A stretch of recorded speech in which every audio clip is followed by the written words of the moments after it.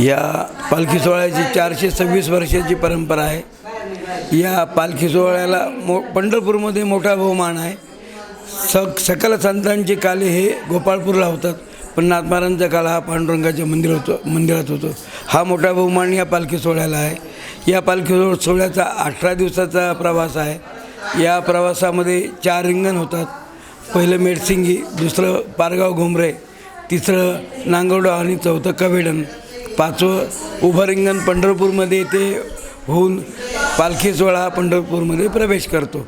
या पालखी सोहळा अनेक वर्षाची परंपरा आहे, जी नाथमारांचे नातू राघोबा यांनी परंपरा चालू केलेली आहे। या पादुका डोक्याहून पहिले प्रवास करत होत्या, नंतर त्याला पालखीचं स्वरूप आलं आणि आज वैभव संपन्न असं चांदीच्या रथात हा पालखी सोहळा मार्गस्थ आहे।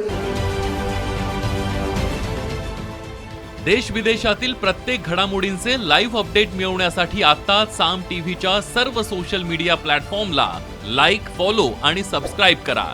तसंच सर्व नोटिफिकेशनसाठी बेल आयकॉन प्रेस करायला विसरू नका।